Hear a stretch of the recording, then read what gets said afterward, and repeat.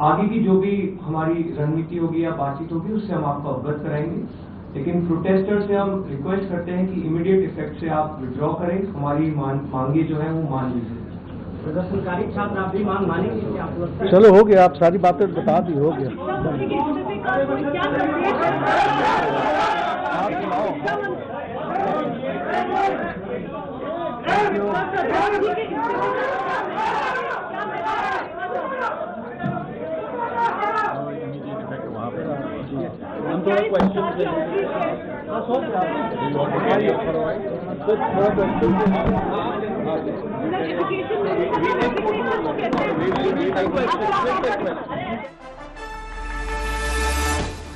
ಪ್ರತಿಭಟನೆಯನ್ನ ಕೈಬಿಡಲು ಸಿಜೆಪಿ ನಿರ್ಧಾರವನ್ನ ಕೈಗೊಂಡಿದೆ. ಕಾಕ್ರೋಚ್ ಜನತಾ ಪಾರ್ಟಿ ಪ್ರತಿಭಟನೆಯನ್ನ ಕೈಬಿಡಲು ನಿರ್ಧರಿಸಿದೆ. ಸತತವಾಗಿ 1 ತಿಂಗಳಿಂದ ಪ್ರತಿಭಟನೆ ನಡೀತಾ ಇತ್ತು ದೆಹಲಿಯ ಜಂತರ್ ಮಂತರ್ನಲ್ಲಿ. ಕೊನೆಗೂ ಕೂಡ ಕೇಂದ್ರ ಸರ್ಕಾರ ಸಿಜೆಪಿಯ ಬೇಡಿಕೆಗಳಿಗೆ ಈಡೇರಿಸೋದಕ್ಕೆ ಒಪ್ಪಿಗೆಯನ್ನು ಸೂಚಿಸಿದೆ. ಇವತ್ತು 3ನೇ ಸುತ್ತಿನ ಮಾತುಕತೆ ನಡೆಯಿತು. ಕೇಂದ್ರ ಸಚಿವರಾದ ಜೆಪಿ ನಡ್ಡಾ ಮತ್ತು ಜಿತೇಂದ್ರ ಸಿಂಗ್ ಅವರು ಪ್ರತಿಭಟನೆಯನ್ನ ಕೈಬಿಡಲಿಕ್ಕೆ ಸಿಜೆಪಿ ನಿರ್ಧಾರವನ್ನ ಕೈಗೊಳ್ಳುವ ರೀತಿಯಾಗಿ ಸಭೆ ಸಕ್ಸಸ್ ಆಗಿದೆ. ದೆಹಲಿಯ ಕಾನ್ಸ್ಟಿಟ್ಯೂಷನ್ ಕ್ಲಬ್ನಲ್ಲಿ 3ನೇ ಸುತ್ತಿನ ಸಭೆಯನ್ನ ನಡೆಸಿದ್ರು. ನಂತರ ಸಭೆಯಲ್ಲಿ ಮಾತುಕತೆಗೆ ಕೇಂದ್ರ ಸರ್ಕಾರ ವಿದ್ಯಾರ್ಥಿಗಳ ಬೇಡಿಕೆಗೆ ಒಪ್ಪಿಗೆಯನ್ನು ಸೂಚಿಸಿತು. ನಂತರ ಸಿಜೆಪಿ ಪಕ್ಷದ ಇಬ್ಬರು ಮತ್ತು ಕೇಂದ್ರ ಸಚಿವರು ಜೆಪಿ ನಡ್ಡಾ ಮತ್ತು ಜಿತೇಂದ್ರ ಸಿಂಗ್ ಜಂಟಿ ಪತ್ರಿಕಾಗೋಷ್ಠಿಯನ್ನ ನಡೆಸಿದ್ರು. ಕೇಂದ್ರ ಸರ್ಕಾರ ಮತ್ತು ಸಿಜೆಪಿ ಮುಖಂಡರು ಇಬ್ಬರು ಕೂಡ ಜಂಟಿ ಪತ್ರಿಕಾಗೋಷ್ಠಿಯನ್ನ ನಡೆಸಿ ಹೇಳಿಕೆಯನ್ನ ನೀಡಿದ್ದಾರೆ. ಸಿಜೆಪಿ ಪಾರ್ಟಿ ಕೊನೆಗೂ ಕೂಡ ತನ್ನ ಪ್ರತಿಭಟನೆಯನ್ನ ಕೈಬಿಟ್ಟಿದೆ. ಅವರ 4 ಬೇಡಿಕೆಗಳಿದ್ದಂಥದ್ದು 4 ಬೇಡಿಕೆಗಳಿಗೂ ಕೂಡ ಕೇಂದ್ರ ಸರ್ಕಾರ ಒಪ್ಪಿಗೆಯನ್ನು ಸೂಚಿಸಿದೆ. ಧರ್ಮೇಂದ್ರ ಪ್ರಧಾನ್ ಅವರು ಕೂಡ ಇವತ್ತು ಮಧ್ಯಾಹ್ನ ರಾಜೀನಾಮೆ ಸಲ್ಲಿಕೆ ಮಾಡಿದ್ರು. ನಂತರ ಇದ್ದಂತಹ 3 ಬೇಡಿಕೆಗಳಿಗೂ ಕೂಡ ಕೇಂದ್ರ ಸರ್ಕಾರ ಒಪ್ಪಿಗೆಯನ್ನು ಸೂಚಿಸಿದೆ. ಇದಾದ ಮೇಲೆ ಸಿಜೆಪಿ ಪ್ರತಿಭಟನೆಯನ್ನ ಕೈಬಿಡಲು ನಿರ್ಧಾರವನ್ನು ಕೈಗೊಂಡಿದೆ. ಸಿಜೆಪಿ ಮುಖ್ಯ ವಕ್ತಾರ ಸೌರವ್ ದಾಸ್ ಮತ್ತು ರಾಷ್ಟ್ರೀಯ ವಕ್ತಾರ ಅಶುತೋಷ್ ರಂಕಾ ಮತ್ತು ಜೆಪಿ ನಡ್ಡಾ ಮತ್ತು ಸಚಿವ ಜಿತೇಂದ್ರ ಸಿಂಗ್ 4 ಕೂಡ ಪತ್ರಿಕಾಗೋಷ್ಠಿಯಲ್ಲಿ ಭಾಗಿಯಾಗಿದ್ರು. ಪತ್ರಿಕಾಗೋಷ್ಠಿಯಲ್ಲಿ 4 ಕೂಡ ತಮ್ಮ ಹೇಳಿಕೆಯನ್ನು ನೀಡಿದ್ದಾರೆ, ಸ್ಪಷ್ಟಪಡಿಸಿದ್ದಾರೆ. ನೀಟ್ ಹಗರಣಕ್ಕೆ ಸಂಬಂಧಪಟ್ಟಂತೆ ನಿರಂತರವಾಗಿ ಪ್ರತಿಭಟನೆಯನ್ನು ನಡೆಸಲಾಗ್ತಾ ಇತ್ತು. ಏನೆಲ್ಲ ಹೈಡ್ರಾಮಾಗಳು ನಡೆಯಿತು ರಾಷ್ಟ್ರ ರಾಜಧಾನಿಯಲ್ಲಿ ಅನ್ನೋದನ್ನ ಗಮನಿಸಿದ್ವಿ. ಸಂಸತ್ ಚಲೋ ಕೈಗೊಂಡಿದ್ರು. ಈ ಸಂದರ್ಭದಲ್ಲಿ ಕೂಡ ದೊಡ್ಡ ಮಟ್ಟದ ಸಂಘರ್ಷಣೆಯೇ ನಡೆಯಿತು. ವಿದ್ಯಾರ್ಥಿಗಳು ಮತ್ತು ಪೊಲೀಸರ ನಡುವೆ ಸಂಘರ್ಷ ನಡೆಯಿತು. ಇದರಿಂದಾಗಿ ಪೊಲೀಸರು ಕೂಡ ಹಲವು ಮಂದಿ ಗಾಯಗೊಂಡಿದ್ರು. ವಿದ್ಯಾರ್ಥಿಗಳು ಕೂಡ ಗಾಯಗೊಂಡು ಆಸ್ಪತ್ರೆ ಸೇರಿದ್ರು. ಕೊನೆಗೂ ಕೂಡ ಕೇಂದ್ರ ಸರ್ಕಾರ ವಿದ್ಯಾರ್ಥಿಗಳ कि ये जो आंदोलन है ये युवाओं का आंदोलन है, जो इस देश का फ्यूचर है उनका आंदोलन है, एंड कोई भी ताकत हो वो देश के फ्यूचर के सामने अड़ी नहीं रह सकती। हमारे जो डिमांड्स थे कोई रेवोल्यूशनरी कोई रेडिकल डिमांड्स नहीं थे। जो बेसिक मिनिमम अकाउंटेबिलिटी होना चाहिए था उसकी मांग थी। जो फैमिलीज के बच्चे नीट के लीक के वजह से सुसाइड करके मर गए उनके डिग्निटी के लिए ये आंदोलन था।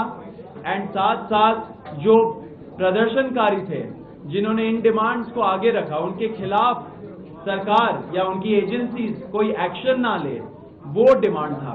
ये तीनों डिमांड बहुत रीजनेबल डिमांड थे एंड बहुत ज्यादा टाइम लग गया इस चीज को एक्सेप्ट करने में, लेकिन हम खुश हैं कि ये सारे डिमांड्स एक्सेप्ट हुए। एक मिनट आप बताइए। उसमें कुछ ऐसे असामाजिक तत्व आ गए थे जिसकी वजह से आंदोलन को बदनाम करने की कोशिश की गई थी। ये देखिए, इस आंदोलन को तो पहले दिन से बदनाम करने की कोशिश की जा रही है। आप सभी लोग देख रहे हैं कि किस तरह से आम लोगों पर भी अलग अलग टैग्स लगाए गए, एंटी नेशनल बोला गया, पाकिस्तानी बोला गया। लेकिन हमें बहुत खुशी है कि इस देश की युवा ने सच्चाई देखी, इस देश की युवा ने हमारा इंटेंट देखा और जिस मुद्दे के लिए हम लोग लड़ रहे थे उस मुद्दे से सभी लोग रेजोनेट किया और बहुत पीसफुली 37 दिन से हम लोग जंतर मंतर पर मौजूद रहे। सब कुछ बहुत पीसफुली हुआ और हमें बहुत खुशी है कि अब हम लोग जब विड्रॉ करेंगे तो वो भी बहुत पीसफुली होगा। जिस तरह से मीडिया का अटैक हुआ, जिस तरह से मीडिया का अटैक हुआ, मोदी मीडिया कर उनको टैग किया गया, पीएम को अब्यूज किया गया, उसकी काउंटिबिलिटी कौन लेगा? नहीं, देखिए हम लोगों ने स्टार्टिंग से जो भी पॉपुलर जनता पार्टी के सपोर्टर्स हैं बहुत ही पीसफुल पढ़े लिखे सपोर्टर्स हैं, बहुत ही समझदारी से उन्होंने अपने आप को कंडक्ट किया। ये बात आपकी सही है कि कुछ एंटी सोशल एलिमेंट्स स्टेज के पिछले लास्ट के कुछ 3-4 दिनों में घुसे हैं जिन्होंने वहां पर माहौल खराब करने की कोशिश की, लेकिन तमाम दिक्कतों के बावजूद ना सिर्फ एंटी सोशल एलिमेंट्स बल्कि तमाम जो दिक्कतें हमने पिछले 37 दिनों में फेस की है उन सब के बावजूद हम लोग वहां पर डटे रहे, हमारे युवा वहां पर डटे रहे और आज फाइनली 37 दिन बाद हमारी मांगे मान ली गई।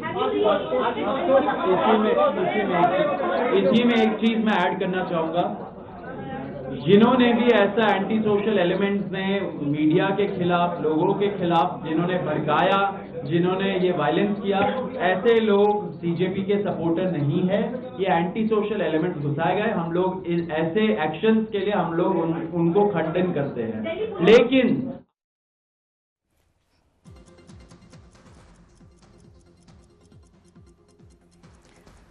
ಜಂತರ್ ಮಂತರ್ನಲ್ಲಿ ನಡೀತಾ ಇದ್ದಂತಹ ಪ್ರತಿಭಟನೆಯನ್ನ ಕೊನೆಗೂ ಕೂಡ ಕೈ ಬಿಡಲಾಗಿದೆ. ಇನ್ನು ಈ ಬಗ್ಗೆ ಹೆಚ್ಚಿನ ಮಾಹಿತಿಯನ್ನು ನೀಡ್ತಾರೆ ನನ್ನ ಕಲೀಗ್ ನವಿತಾ ಜೈನ್, ನೇರ ಸಂಪರ್ಕದಲ್ಲಿ ಜಾಯ್ನ್ ಆಗಿದ್ದಾರೆ.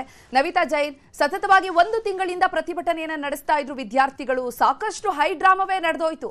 ವಿದ್ಯಾರ್ಥಿಗಳು ಪೊಲೀಸರ ನಡುವೆ ನಡೆದಂತಹ ಘರ್ಷಣೆ ಅಂತೂ ಇಡೀ ದೇಶವ್ಯಾಪಿ ಸದ್ದು ಮಾಡ್ತು. ಇಡೀ ದೇಶದಾದ್ಯಂತ ಆಕ್ರೋಶ ವ್ಯಕ್ತವಾಗ್ತಾ ಇತ್ತು. ಕೊನೆಗೂ ಕೂಡ ಕೇಂದ್ರ ಸರ್ಕಾರ ಮಣಿದಿದೆ. ಕೊನೆಗೂ ಸಕ್ಸಸ್ ಆಯ್ತಾ? ಪ್ರತಿಭಟನೆಯನ್ನು ಸಂಪೂರ್ಣವಾಗಿ ನಿಲ್ಲಿಸ್ತಿದ್ದಾರಾ? ಎಕ್ಸಾಕ್ಟ್ಲಿ ಚೈತ್ರ, ಈಗಾಗಲೇ ಕಳೆದ 35 ದಿನಗಳಿಂದ ನಡೆದಿದ್ದಂತಹ ಹೋರಾಟ ಈಗ ಕೊನೆಗೂ ಅಂತ್ಯ ಆಗಿದೆ. ಕಾರಣ ಕೇಂದ್ರ ಸರ್ಕಾರ ಅವರ ಬೇಡಿಕೆಗಳನ್ನು ಈಡೇರಿಸುವಂತಹ ಭರವಸೆ ಕೊಟ್ಟ ಮೇಲೆ. ಈಗಾಗಲೇ ಅವರ 3 ಬೇಡಿಕೆಗಳಿತ್ತು. ಮೊದಲನೇ ಬೇಡಿಕೆ ಇದ್ದಿದ್ದು ಶಿಕ್ಷಣ ಸಚಿವರಾಗಿರುವಂತಹ ಧರ್ಮೇಂದ್ರ ಪ್ರಧಾನ್ ಅವರ ರಾಜೀನಾಮೆ. ಅದು ಮಧ್ಯಾಹ್ನವೇ ಪ್ರಧಾನ್ ಅವರು ರಾಜೀನಾಮೆಯನ್ನು ಕೊಟ್ಟರು. ಆ ನಂತರ ಇದ್ದಂತಹ 2 ಬೇಡಿಕೆಗಳು ಅಂತ ಹೇಳಿದ್ರೆ, ಒಂದು, ಮೊನ್ನೆ ನಡೆದಂತಹ ಜಂತರ್ ಮಂತರ್ನಲ್ಲಿ ನಡೆದಂತಹ ಪ್ರತಿಭಟನೆಯ ಸಂದರ್ಭದಲ್ಲಿ ಅವರ ವಿರುದ್ಧ ಏನು ಕೇಸನ್ನು ಹಾಕಲಾಗಿತ್ತು, 11 ಕೇಸ್ಗಳನ್ನು ದಾಖಲಿಸಲಾಗಿತ್ತು, ಆ ಕೇಸ್ಗಳನ್ನು ರದ್ದುಗೊಳಿಸಬೇಕು ಅನ್ನುವಂತಹ 2ನೆಯ ಬೇಡಿಕೆ. ಅದರ ಜೊತೆಗೆ 22 ವಿದ್ಯಾರ್ಥಿಗಳು ಆತ್ಮಹತ್ಯೆಯನ್ನು ಮಾಡಿಕೊಂಡಿದ್ರು ನೀಟ್ ಎಕ್ಸಾಮ್ನ ವಿಚಾರಕ್ಕೆ ಸಂಬಂಧಪಟ್ಟ ಹಾಗೆ ಮನನೊಂದು. ಆ ಒಂದು ವಿದ್ಯಾರ್ಥಿಗಳ ಕುಟುಂಬಕ್ಕೆ ಪರಿಹಾರ ಹಣವನ್ನು ಕೊಡಬೇಕು ಅನ್ನುವಂತಹ ಬೇಡಿಕೆಯನ್ನು ಕೂಡ ಇಟ್ಟಿದ್ರು. ಆ 3 ಬೇಡಿಕೆಗಳಲ್ಲಿ ಈಗಾಗಲೇ 2ನೆಯ ಬೇಡಿಕೆ ಆಗಿದ್ದಂತಹದ್ದು ಅಂದ್ರೆ ಪರಿಹಾರ ಹಣವನ್ನ. ಆದ್ರೆ ಪರಿಹಾರ ಕೊಡುವಂತಹ ನಿಟ್ಟಿನಲ್ಲಿ ನಾವು ಕೊಡ್ತೀವಿ, ಆದ್ರೆ ಇಷ್ಟೇ ಅನ್ನುವಂಥದ್ದು ಇಲ್ಲ. ಇದರಲ್ಲಿ ಯಾವ ರೀತಿಯಾಗಿ ಏನೇನು ಆಗುತ್ತೆ, ಎಷ್ಟು ಕೊಡಬಹುದು ಅನ್ನುವಂತಹ ನಾವು ತೀರ್ಮಾನವನ್ನ ತೆಗೆದುಕೊಳ್ತೇವೆ ಅನ್ನುವ ವಿಚಾರವನ್ನ ಕೂಡ ಈಗಾಗಲೇ ಮಾತುಕತೆಯ ಸಂದರ್ಭದಲ್ಲಿ ಹೇಳಿದ್ದಾರೆ. ಅಷ್ಟು ಮಾತ್ರ ಅಲ್ಲ, FIR ವಿಚಾರಕ್ಕೆ ಸಂಬಂಧಪಟ್ಟ ಹಾಗೆ ಕೂಡ ಅವರ ಬೇಡಿಕೆಯನ್ನ ಈಡೇರಿಸುವಂತಹ ನಿಟ್ಟಿನಲ್ಲಿ ಸರ್ಕಾರ ಭರವಸೆ ಕೊಟ್ಟಿದೆ. ಈಗ ಮಾತ್ರ ಅಲ್ಲ, ಈಗ ಏನು 11 FIR ಗಳನ್ನ ಹಾಕಿದೆ ಅದನ್ನ ರದ್ದುಪಡಿಸುವುದರ ಜೊತೆಗೆ ಭವಿಷ್ಯತ್ತಲ್ಲೂ ಕೂಡ ನಾವು ಯಾವುದೇ ರೀತಿಯಾದಂತಹ ಇಂತಹ ಕೇಸ್ಗಳನ್ನ ಹಾಕೋದಿಲ್ಲ ಅಥವಾ ಕೇಸ್ಗಳನ್ನ ಹಾಕುವಂತಹ ಸನ್ನಿವೇಶಗಳು ಬರಲ್ಲ ಅನ್ನುವಂತಹ ವಿಚಾರವನ್ನ ಹೇಳಿದ್ದಾರೆ. ಕಾರಣ ಇಷ್ಟೇ, ವಿದ್ಯಾರ್ಥಿಗಳ ಭವಿಷ್ಯದ ದೃಷ್ಟಿಯಿಂದ ಅವರು ಮುಂದೆ ಓದುವವರು, ಆ ಹಿನ್ನೆಲೆಯಲ್ಲಿ ಯಾವುದೇ ರೀತಿಯಂತಹ ಕೇಸ್ಗಳನ್ನ ಹಾಕಬಾರದು ಅನ್ನುವಂತಹ ಒಂದು ನಿರ್ಧಾರವಾದ ವೇಳೆಗೆ ಭರವಸೆಯನ್ನು ಕೂಡ ಕೊಡಲಾಗಿದೆ. ಪ್ರಮುಖವಾಗಿ ಕಳೆದ 35 ದಿನಗಳಿಂದ ನಡೆದಂತಹ ಹೋರಾಟ ಅತ್ಯಂತ ತೀವ್ರ ಸ್ವರೂಪವನ್ನು ಇತ್ತೀಚಿನ ದಿನದಲ್ಲಿ ಪಡೆದುಕೊಂಡಿತ್ತು. ಆ ಒಂದು ಹೋರಾಟಕ್ಕೆ ಸಂದರ್ಭದಲ್ಲೇ ಅನೇಕ ಸಂಘಟನೆಯವರು, ಕೇವಲ ವಿದ್ಯಾರ್ಥಿ ಸಂಘಟನೆಗಳು ಮಾತ್ರ ಅಲ್ಲ, ಅನೇಕ ವಿಪಕ್ಷಗಳು ಕೂಡ ಅವರಿಗೆ ಬೆಂಬಲವನ್ನ ಕೊಟ್ಟಿದ್ವು. ಇದು ದೊಡ್ಡ ಮಟ್ಟದಲ್ಲಿ ಸರ್ಕಾರಕ್ಕೆ ಸಂಕಷ್ಟಕ್ಕೆ ಉಂಟು ಮಾಡಿತ್ತು. ಕಾರಣ ಸರ್ಕಾರ ಕೂಡ ಇಷ್ಟು ದೊಡ್ಡ ಮಟ್ಟದಲ್ಲಿ ಹೋರಾಟ ಆಗುತ್ತೆ ಅಂತ ಅಂದುಕೊಂಡಿದ್ಯೋ ಇಲ್ವೋ ಗೊತ್ತಿಲ್ಲ. ಆದ್ರೆ ಜಿರಳೆ ಪಾರ್ಟಿಯಿಂದ ಆರಂಭ ಆದಂತಹ ಈ ಒಂದು ಹೋರಾಟ, ವಿದ್ಯಾರ್ಥಿಗಳ, ನಾಯಕರುಗಳ ಅಥವಾ ಯುವ ಜನತೆಯ ಹೋರಾಟ ಯಾವ ರೀತಿಯಾಗಿ ಸರ್ಕಾರದಲ್ಲಿ ಒಂದು ವಿಕೆಟ್ಗೆ ತೆಗಿಬಹುದು ಅಥವಾ ಒಂದು ತಲೆದಂಡ ಆಗಬಹುದು ಅನ್ನೋದಕ್ಕೆ ಇದೇ ಒಂದು ಬೆಸ್ಟ್ ಎಕ್ಸಾಂಪಲ್. ಈಗಾಗಲೇ ಹಲವು ರೀತಿಯಾದಂತಹ ಹೋರಾಟಗಳು ಆಗಿದೆ, ಹಿಂಸಾಚಾರಗಳು ಕೂಡ ಅಲ್ಲಿ ಆಗಿದೆ. ಕೇವಲ ವಿದ್ಯಾರ್ಥಿಗಳಿಗೆ ಮಾತ್ರ ಅಲ್ಲ, ಆ ಹೋರಾಟದ ಸಂದರ್ಭದಲ್ಲಿ ಮೊನ್ನೆ ಅನೇಕ ಪೊಲೀಸರಿಗೆ ಗಾಯ ಆಗಿದೆ. ಜೊತೆಗೆ ಈಗಾಗಲೇ ಪೊಲೀಸರ ಪ್ರಾಥಮಿಕ ತನಿಖೆಯ ಸಂದರ್ಭದಲ್ಲಿ ಗೊತ್ತಾಗಿರುವ ಮಾಹಿತಿ ಏನಂದ್ರೆ 2,500ಕ್ಕೂ ಹೆಚ್ಚಿನ ಕ್ರಿಮಿನಲ್ ಹಿನ್ನೆಲೆ ಇದ್ದವರು ಕೂಡ ಆ ಒಂದು ಪ್ರತಿಭಟನೆಯಲ್ಲಿ ಭಾಗಿಯಾಗಿದ್ರು. ಅದೇ ಹಿಂಸಾ ರೂಪವನ್ನು ಪಡೆದುಕೊಳ್ಳೋದಕ್ಕೆ ಸಾಧ್ಯ ಆಗಿರೋದು ಅಂತ ಹೇಳಿ. ಸೊ ಅದರ ಆಂಗಲ್ ನಲ್ಲೂ ಕೂಡ ತನಿಖೆಯನ್ನ ನಡೆಸಲಾಗ್ತಾ ಇದೆ. ಈಗ ಈ ವಿಚಾರದಲ್ಲಿ ತನಿಖೆ ಯಾವ ರೀತಿಯಾಗಿ ಆಗುತ್ತೆ ಅನ್ನೋದು ಒಂದು ಭಾಗ. ಹಾಗಾದ್ರೆ ಇದೇ ಒಂದು ಹಿಂಸಾ ಸ್ವರೂಪವನ್ನು ಪಡೆದುಕೊಂಡಂತಹ ಸಂದರ್ಭದಲ್ಲಿ 11 FIRಗಳು ದಾಖಲಾಗಿತ್ತು, ಅದನ್ನು ಕೂಡ ರದ್ದು ಮಾಡ್ತೀವಿ ಅನ್ನುವಂತಹ ಭರವಸೆಯನ್ನು ಕೊಟ್ಟಿದೆ. ಇಮಿಡಿಯೇಟ್ ಆಗಿ ನಾವು ಈ ಒಂದು ಪ್ರತಿಭಟನೆಯನ್ನ ವಾಪಸ್ ತೆಗೆದುಕೊಳ್ತೀವಿ, ಇಲ್ಲಿಗೆ ಈ ಪ್ರತಿಭಟನೆ ಮುಕ್ತಾಯ ಆಗಿದೆ ಅನ್ನೋದನ್ನ ಕೂಡ ಈಗಾಗಲೇ ಸಿಜೆಪಿಯ ವಕ್ತಾರರು ಹೇಳಿದ್ದಾರೆ. ಅವರು ಈಗಾಗಲೇ JP ನಡ್ಡಾ ಆಗಿರ್ಬೋದು, ಜಿತೇಂದ್ರ ಸಿಂಗ್ ಅವರ ಜೊತೆಗೇನೆ ಪ್ರೆಸ್ ಮೀಟ್ ಅನ್ನ ಮಾಡಿದ್ರು. ಆ ಒಂದು ಪ್ರೆಸ್ ಮೀಟ್ ಅಲ್ಲಿ ಅವರು ಕೈ ಕುಲುಕಿ ಇಲ್ಲಿನ ಪ್ರತಿಭಟನೆ ಮುಕ್ತಾಯ ಆಗಿದೆ, ಜೊತೆಗೆ ಈ ಸಂದರ್ಭದಲ್ಲಿ ಮಾತುಕತೆ ಫಲಪ್ರದ ಆಗಿದೆ ಅನ್ನೋದನ್ನ ಕೂಡ ಸೂಚಿಸಿದ್ರು ಕೈ ಕುಲುಕುವ ಮೂಲಕ. ಇಂತಹ ಸಂದರ್ಭದಲ್ಲಿ ಒಂದು ಕುತೂಹಲ ಇತ್ತು, ಏನಾಗಬಹುದು ಇವತ್ತು ಈ ಒಂದು ವಿಚಾರಕ್ಕೆ ಸಂಬಂಧಪಟ್ಟ ಹಾಗೆ ಕ್ಲೈಮ್ಯಾಕ್ಸ್ ಆಗತ್ತಾ, ಏನ್ ಆಗಬಹುದು, ಯಾವ ರೀತಿಯಾಗಿ ತೆರೆ ಬೀಳಬಹುದು ಅಂತ ಹೇಳಿ ಈಗಾಗಲೇ ಹೋರಾಟಕ್ಕೆ ದೊಡ್ಡ ಜಯ ಸಿಕ್ಕಿದೆ ಅಂತಾನೆ ಹೇಳಬೇಕು.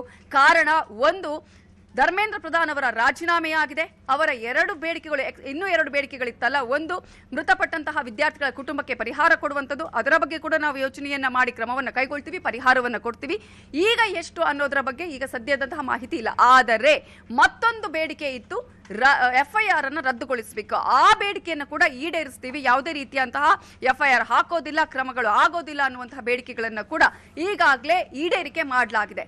ಹಾಗಾಗಿಯೇ ಇದೀಗ ಸಿಜೆಪಿಯ ಈ ಒಂದು ಹೋರಾಟ ತಾರ್ಕಿಕ ಅಂತ್ಯವನ್ನ ಕಂಡಿದೆ. ಸಿಜೆಪಿಯ ಈ ಹೋರಾಟ ಏನು ಇಲ್ಲಿವರೆಗೂ ಕೂಡ ನಡ್ಕೊಂಡು ಬಂದಿತ್ತು, ಅದಕ್ಕೆ ಒಂದು ದೊಡ್ಡ ಜಯ ಸಿಕ್ಕಂತಾಗಿದೆ. ಅಷ್ಟು ಮಾತ್ರ ಅಲ್ಲ, ಇವತ್ತಿನಿಂದಲೇ ಈ ಒಂದು ಹೋರಾಟವನ್ನ, ಈ ಕ್ಷಣದಿಂದಲೇ ಈ ಹೋರಾಟವನ್ನ ನಾವು ಅಂತ್ಯಗೊಳಿಸ್ತೀವಿ ಅನ್ನುವಂತಹ ವಿಚಾರವನ್ನ ಕೂಡ ಹೇಳಿದ್ದಾರೆ. 3.4 ಮೀಟಿಂಗ್ ನಲ್ಲಿ ಏನಾಗಬಹುದು, ಮೀಟಿಂಗ್ ಆಗತ್ತಾ ಇಲ್ವಾ ಅನ್ನುವಂತಹದ್ದೇ ಒಂದು ಕುತೂಹಲ ಇತ್ತು. ಕಾರಣ ಧರ್ಮೇಂದ್ರ ಪ್ರಧಾನ್ ಅವರು ರಾಜೀನಾಮೆಯನ್ನು ಕೊಡ್ಲಿಕ್ಕಿಲ್ಲ ಅನ್ನುವಂತಹ ನಿರೀಕ್ಷೆಗಳನ್ನ ಇಟ್ಕೊಳ್ಳಲಾಗಿತ್ತು. ಯಾಕಂದ್ರೆ ನಿನ್ನೆ 2 ಬೇಡಿಕೆಗಳನ್ನ ನಾವು ಈಡೇರಿಸ್ತೀವಿ ಅಂತ ಹೇಳಿದಂತಹ ಸಂದರ್ಭದಲ್ಲಿ ಮತ್ತೊಂದು ಬೇಡಿಕೆ ಅಂದ್ರೆ ಇದ್ದು ಧರ್ಮೇಂದ್ರ ಪ್ರಧಾನ್ ಅವರು. ಹಾಗಾಗಿ ಆ ಒಂದು ಧರ್ಮೇಂದ್ರ ಪ್ರಧಾನ್ ಅವರ ರಾಜೀನಾಮೆ ಕೊಡ್ತಾರಾ ಇಲ್ವಾ ಅನ್ನುವಂತಹ ಕುತೂಹಲಕ್ಕೂ ಕೂಡ ತೆರೆ ಬಿತ್ತು. ಒಟ್ಟಾರೆಯಾಗಿ 3 ಬೇಡಿಕೆಗಳು ಕೂಡ ಈಡೇರಿಸ್ತೀವಿ ಅನ್ನುವ ಭರವಸೆ ಕೊಟ್ಟ ಹಿನ್ನೆಲೆಯಲ್ಲಿಯೇ ಇದೀಗ ಪ್ರತಿಭಟನೆಯನ್ನ ವಾಪಸ್ ಪಡೆಯಲಾಗಿದೆ. ಚೈತ್ರ, ನವಿತಾ ಜೈನ್, ಒಂದು ರೀತಿ 1 ತಿಂಗಳ ಮೇಲಾಯ್ತು ಅವರು ಪ್ರತಿಭಟನೆಯನ್ನ ಪ್ರಾರಂಭ ಮಾಡಿ, ಎಲ್ಲೋ ಒಂದ್ ಕಡೆ ತಡ ಆಯ್ತಾ ಅಂತ, ಲೇಟ್ ಆಗಿದ್ದೇ ಈ ಒಂದು ಹಿಂಸಾಚಾರಕ್ಕೆ ಕಾರಣ ಆಯ್ತಾ? ಮೊದಲೇ ಕಟ್ಟುನಿಟ್ಟಿನ ಕ್ರಮವನ್ನ ತೆಗೆದುಕೊಳ್ಬಹುದಾಗಿತ್ತಲ್ವಾ? ರಾಜೀನಾಮೆ ಬಳಿಕ 3 ಬೇಡಿಕೆಯನ್ನ ಕೂಡ ಇಟ್ಟಿದ್ರು. ಈಗ ಸಿಜೆಪಿ ಪಟ್ಟು ಹಿಡಿದಂತೆ 3 ಬೇಡಿಕೆಗಳ ಈಡೇರಿಕೆಗೆ ಒಪ್ಕೊಂಡಿದೆ. ನೋಡೋಣ ಏನಾಗುತ್ತೆ ಅಂತ. ಧನ್ಯವಾದ ನವಿತಾ, ತಮ್ಮೆಲ್ಲ ಮಾಹಿತಿ